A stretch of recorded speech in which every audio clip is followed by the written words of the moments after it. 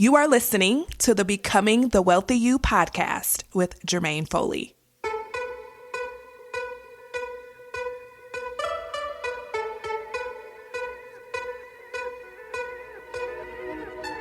If you're a woman who makes good money in your career or business, but you're not building wealth like you want to, then you're in the right place. In this podcast, you'll learn how to stop overspending, break free from the cycle of debt, save lots of cash, and become the wealthy woman you were born to be. Let's dive in. Well, hello, everyone. Welcome back to the podcast. I am so excited about this episode. Today, we are going to talk about the skill of managing money. As I shared on the last episode number 111, we will be diving deeper into what I call the skills of money over the next several episodes. So if you didn't get a chance to listen to that episode where I gave a really nice overview of the 10 skills, that will be a really good one to listen to next, so that you can just hear why mastering the 10 skills of money is so important. And I go deeper into each of them just a little bit. And then over the next several episodes, I am going to take each skill and just dive deeper into it, just like I'm going to do today for the skill of managing money. So here's a quick recap of the 10 skills. Skill number 1 is the skill of managing money, and that's the one we're going to talk about today. Skill number 2 is the skill of saving money. Number 3 is the skill of having money. Number 4 is the skill of handling credit cards. Number 5 is the skill of getting out of debt. 6 is the skill of investing. 7 is the skill of earning more money. And then 8 is the skill of spending money. Listen, spending money is something that we all do, and it takes skill to be able to do it in a way that doesn't hurt you. And then number 9 is the skill of building wealth. And then the final skill will be the skill of budgeting, or the skill of having and creating a plan for your money. Now, today, like I said, we're diving into the skill of managing money. We will look at the mindset shifts you need to make to become a good money manager. We'll also look at the concept of having a monthly money date. And then also I'm going to walk you through the money management system I use myself and the same system I teach my clients. So now I just want to take a second to invite those of you who have been listening to the podcast, either for a long time or you can be a new listener. And what I talk about, the messaging I give you, the methods I give you, it just resonates. If that is you, I want to invite you to take my complimentary training. It's called How to Build Wealth Without Going on a Strict Budget. It is refreshed and new as of 2025. So even if you've taken this class before, I highly recommend you sign up for it again and take it again, because I have added some new concepts, some new tools, and just refreshed it for 2025. As I grow, as I learn new things and encounter new information, I always like to pass it along. And I've done that with this training. So you can grab it by simply going to the show notes, or you can sign up by going to jermainefoley.com/wealth class. That's Jermaine with a G, foley.com/wealth class. And I will walk you through the 4 essentials you need to know if you want to build wealth without having to go on a strict budget. The prior class I did before only had 3 essentials. This one has 4. And there's a special invitation that I give you at the end to join me on a financial clarity consultation where you and I will sit down on Zoom and look at where you are, where you want to go, and then if I can help you bridge that gap, because there is a gap between where you are and where you want to be financially. And if I think I can help you to bridge that gap, I will definitely tell you how on that call. But that call is all about you getting financial clarity. There's no pressure. There's no obligations to work with me. But if I feel that I could help you, I will help you to see if that's the next step for you. So that is also offered on that training. You can learn how to do that. But again, The training itself is so good. I wish I would have known about it. I wish a training like that existed when I was having my issues with money, right? You all know my story. I made really good money, but I spent it all, had a ton of debt, and I wish a training like that existed because it would have given me the hope to know that things could be different. And so I want to give you that hope. And again, all you have to do is go to the show notes or go to jermainefoley.com/wealth-class to sign up. And again, that's Jermaine with a G. Okay, so now let's get into the skill of managing money. Okay, so here's how I want to start this off. I want you to know this. Managing money means being intentional with your finances, knowing what's coming in, what's going out, and the timeline of when it all happens. It's about staying on top of things, anticipating expenses, and preparing for the unexpected, knowing that life will happen. Instead of reacting to financial surprises, what you do is you plan for them instead, making conscious decisions to ensure that your money supports not only your lifestyle, but also your financial goals.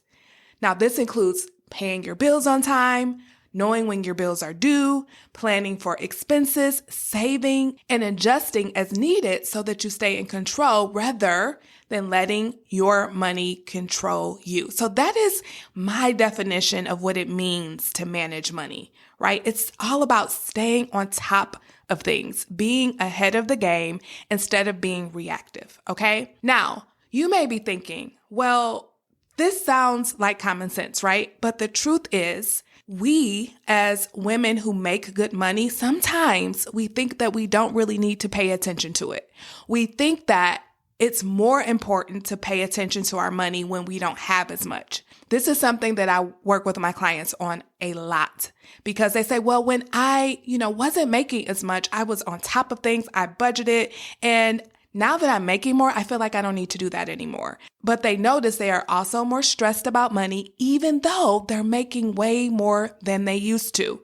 And the reason behind that is because they're no longer managing their money. They are winging it with their money. So many people assume that money management is only necessary when you don't have a lot of money. They believe that once you start making more, you don't need to be as disciplined. You don't need to be on top of things because you make enough to cover it and it'll all work out, right? And as a result, like I said, they wing it, paying bills as they come in, spending without a clear plan, and assuming that their income is always going to be enough. And they think that, I'll figure it out, or I make enough. Any mishaps or mistakes will be absorbed because I make so much more. But here's why this doesn't work. There's this thing called lifestyle creep. When you make more, your lifestyle increases, right? Your spending often rises as you make more money. Without a system in place, you may not even realize you're doing it. And so you're always wondering, I know I'm making enough. I know I'm making more money. Why does it feel like I don't have more to show for it? Well, it's because of lifestyle creep. And if you're not managing your money actively on a monthly basis, like I teach you how to do, like I'm going to talk about in a few minutes, you will wonder, where in the world is all my money going? You know it's coming in, but you don't feel like you're making more because of lifestyle creep. So all of that extra income you're making, it just gets sucked up with lifestyle creep. The other reason why it doesn't work is because a lack of awareness leads to waste. Because the truth is, just because you can afford something doesn't mean you should spend money on it. Without regular check-ins, higher earners, they often leak money, spending on things they don't even actually value simply because they can. Or you're spending on things that you don't even know you're spending on. One of my clients was paying $97 a month for some software that she never even used, right? Because you know how sometimes you sign up for these free trials and then you just forget about them. And if you're not on top of your money, you don't see that transaction, that charge is happening every single month. I remember when I first started to pay attention to my money and started to manage my money. At the time, it was just me and my husband, and I had 2 toddlers. They were like 2 and 4. And we were spending $1,500 a month on food. And I had no idea until I started paying attention to my money, until I started managing it. And we were able, at the time, this was a long time ago, we were able to cut that down tremendously just by making different choices. One of the things we noticed was that my husband was going to like 7-Eleven every morning and getting a drink. And those same drinks could be purchased in bulk at like a Costco's or something like that. So just like simple things like that, you don't even give yourself a chance to correct when you're not paying attention to your money, when you're not actively managing your money. And so the third reason why this just doesn't work is because of what I call the set it and forget it mentality. Many women who make good money, we want to automate our bills and automate our savings, which honestly, it's good. I do that. But then you also want to completely check out of your finances. And that's where we go wrong. They assume that everything is running smoothly until they realize that they have no idea where their money is going. And without active engagement, your financial progress will stall.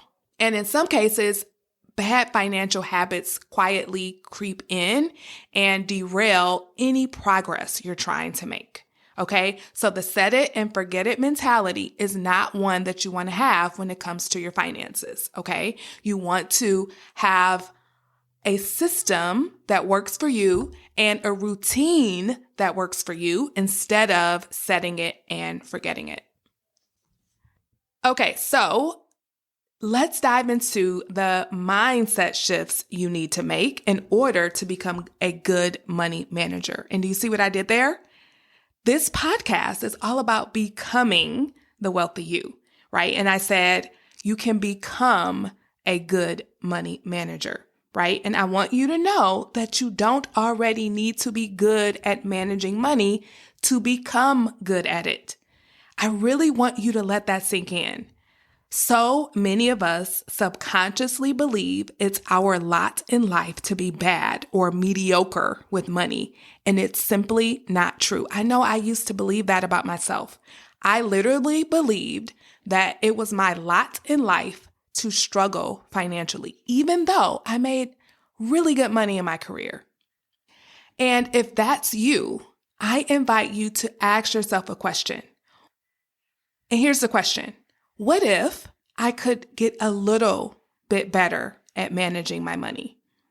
That's what's called a possibility drop. I learned that concept from my teacher, Brooke Castillo. She's the founder of the Life Coach School, and that is where I was certified as a life coach. And she would give people possibility drops all the time.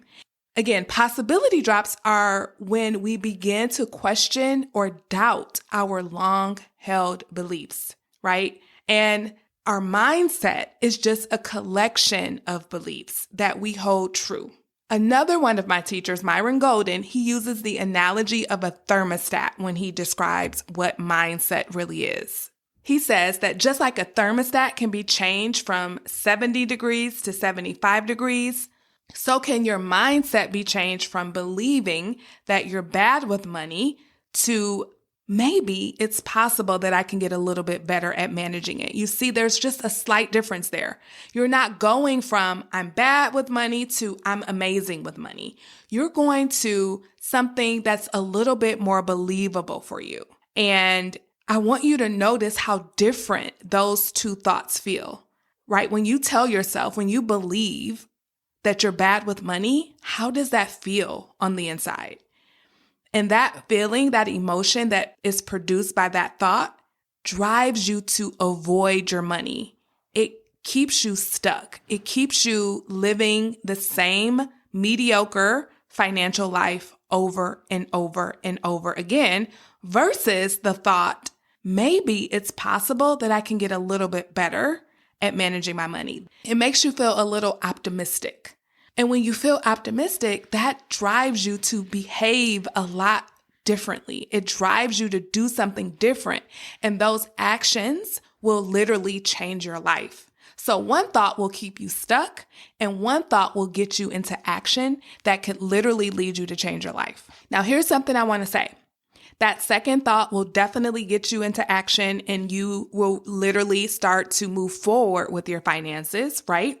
As long as you don't let something called perfectionism creep in, okay? Because as Winston Churchill said, perfectionism is the enemy of progress. So know that you're going to make mistakes. Know that even though you're trying to get better at managing your money, it doesn't mean you're going to be perfect at it. I am not perfect at managing my money. I still make mistakes.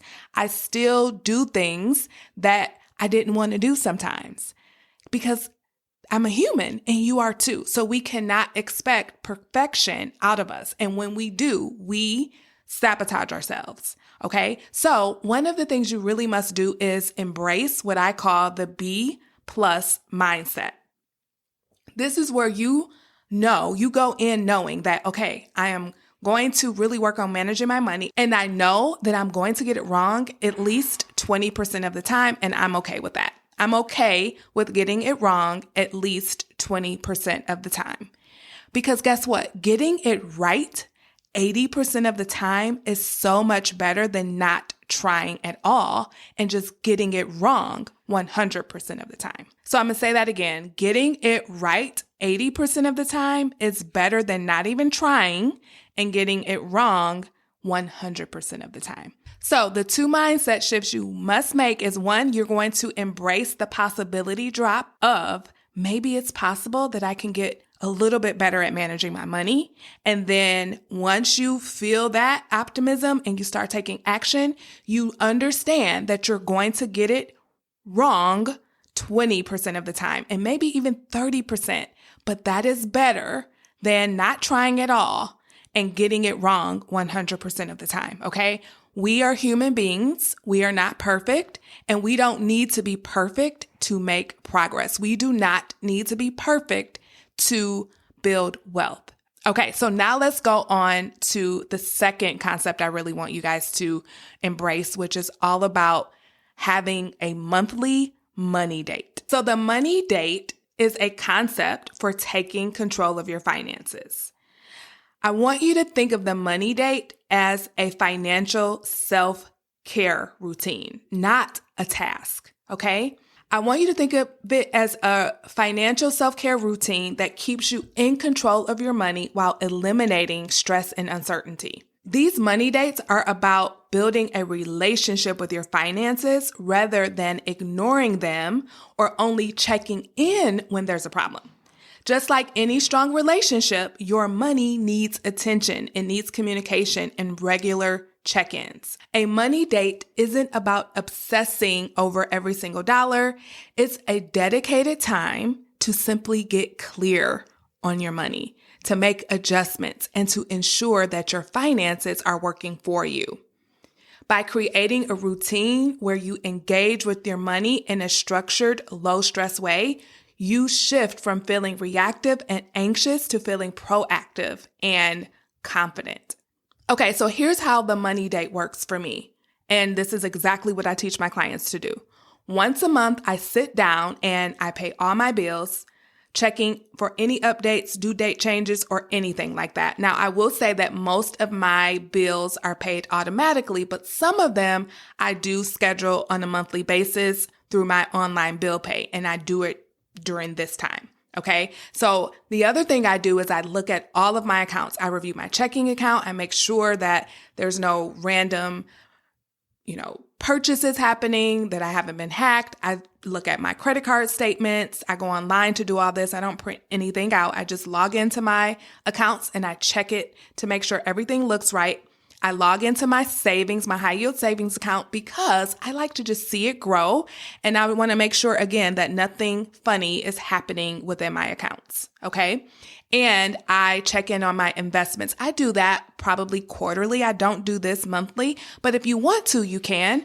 I think that quarterly is good to check in on your investments so that you can see how your investments are growing and really just know where you're standing with your investments as well. Again, like I said, I use automation as much as possible. So most of my bills are on auto pay, and I even automate my savings. So that's happening behind the scenes. I don't have to do anything with that, right? I do it once and it happens automatically in the background. So I know that I'm always saving. That is one thing that I highly recommend you do. And it's just that concept of paying yourself first. That can be with your 401k or your IRA, your self-employed IRA. And it should also be with a high yield savings account so that you can have liquid cash available to you anytime you need it. And I do it this way so that my money system works in the background and my monthly check-ins are quick and stress-free. And it's me reviewing what I already set up and making sure that everything is working properly. I think the most time-consuming part for me is just reviewing my statements, but I'm okay with that. I usually set aside 1 to 2 hours to do this once a month, you all. I think about my money once a month, and then I'm done thinking about it for the rest of the month. So this is why I call it a monthly money date, because you are setting time on your calendar. And I recommend that you do this before the new month begins. So do it sometime during the last week of the month. So here are some keys to making this work. Again, think of this as a financial self-care routine. The goal is not to track every single dollar, but to just maintain awareness and adjust as needed. Also, think of it as something that helps you to stay on top of things instead of playing catch up. So instead of scrambling when the bill is due or realizing that you are late on something or that you overspent, you're just always ahead of the game. And then the other thing that I really want you to embrace is the fact that when you do this, it builds up your control and your confidence. When you know exactly where your money stands, it reduces that financial anxiety and stress, and it just strengthens your ability to just manage your money well and to feel confident and in control. And when you feel that way, remember, when we feel confident and in control, it drives us to act differently with our money. And when we act and behave differently with our money, we create different financial results. Okay. So if you want to change your financial results, the amount of money you have right now, the amount you have in savings, the amount of debt you have, your net worth, what you invest, then you have to do something different, because what got you here, where you are today, will not get you to where you want to go. So you have to think differently and start behaving differently to get to a different place. So instead of feeling like money is happening to you, your money date puts you back in the driver's seat. And the beauty of this is that you don't have to think about money every single day. Like literally, I think about my money once a month and that's it, right? And when you're just getting started, you may feel like, oh, I don't know if I can do it, just once a month. But listen, you're not doing it at all now. So why not go with once a month instead of saying I need to do it every week or I need to do it every 2 weeks? Can we just start with once a month? Especially if you're not doing it at all. Let's start somewhere first. And then if you find that, okay, once a month is good, but twice a month would be better, then you can tweak it from there. But don't overextend yourself. Right now, we want to start small so that you can really just get a hold of everything and get back in control and become a better money manager. Okay, so now we're down to the final concept, which is all about my personal money management system, the system that I use every single month, and the system that I actually teach my clients. Okay, and I call it the 3-bucket money management system. And I think I'm going to probably change the name to the 3-bank account money management system, right? Because you do need 3 bank accounts to make this work. Or you can consider them buckets, okay? So this system eliminates the need to track every transaction and instead focuses on making clear financial decisions ahead of time. It keeps you engaged with your money without making it feel like a big chore, right? Where you're just doing a bunch of tracking and no one wants to do that, right? And that's one thing that I think prevents a lot of women from even trying to manage their money, because they believe that they have to do a bunch of tracking and keep, spreadsheets and track every dollar. You do not need to do that. I promise you. Okay. Especially if you use this system. So I'm going to give you an overview of what it looks like. So there are 3 bank accounts, like I said. The first one is what I call my household account. So this covers all my necessities, my bills, my fixed expenses, even my groceries. And I set this up so that everything essential is covered without me having to think about it. So for most of my household expenses, they are automatic. Either it's getting paid by my credit card, right? I just have it set up where it gets charged to my credit card, and then I pay my credit card bill every month. So I'm not paying any interest to the credit cards, and I'm getting points and all that good stuff. Or I use my online bill pay system where my bank either sends a check to the service provider or they, have an automatic system where they pay them automatically. So for instance, my energy bill is paid through my bill pay system because they charge extra money if you use a credit card. My cell phone bill is done that way too. So I have Verizon, and Verizon actually gives you a discount if you let them automatically withdraw from your checking account. So I do that instead of using my credit card so that I can pay less for my cell phone bill, right? But mostly everything is set up to come out automatically one way or the other. And during my money date, for the items that are not automatic that I'm using the bill pay for, I do that during my money date. I set up that payment during my money date. And usually I have 2 or 3 things that work that way. So again, my energy bill, and then I think something else, I can't remember what it is. And then I am a little old school when it comes to my mortgage. I just take the check to the bank. I know that's so old school, you guys, but it works for me. So that's really the only check that I write. So my checkbook lasts forever. And I like it this way, so I keep doing it this way. Okay, so that's the household account. And so a while ago, I sat down and I calculated how much I need to have going into that account every month, and then I have a cushion on top of that. So every month, there's a certain amount of money deposited into that account and plus a cushion so that everything that comes out of that account is covered, right? Even my groceries are accounted for out of that account, even though I use my credit card to buy the groceries. And then again, I pay that bill off at the end of the month. Okay, so that's the household account. The next account is my spending account. This is at a totally different institution, and I decide ahead of time how much I'm going to give myself to spend on a monthly basis. And usually this is set for at least a 6-month period. And if I need to change it, I change it. But I usually know okay, the way things are now, I can spend this much every month, and that amount gets deposited into my spending account, and I get to spend that money however I want to spend it. Now, here's the caveat. I am married, and I do have my own personal credit cards that I use, and if I put something personal on my credit cards, my spending account is where that's coming from. Same for my husband. He has his own spending account. And so for his own personal credit cards, he pays for those outside of the household account. He uses his personal spending money to pay his credit cards. But of course, all of our joint bills like car notes and things like that, that all comes out of our household account, and we both contribute to the household account. And again, this is the work that I really sit down and do with my clients. I sit down with them, we look at their numbers, their personal situation, and we set this up customized to their life. So again, if you are interested in having my help, not only with setting this up, but actually following through with it and building wealth, getting out of debt, saving, stopping overspending, and starting to invest, then you are invited to take my free training, the How to Build Wealth Without Going on a Strict Budget training. And then at the very end of it, you can sign up for a financial clarity session, or you can also go to the show notes and skip the training and just apply to work with me.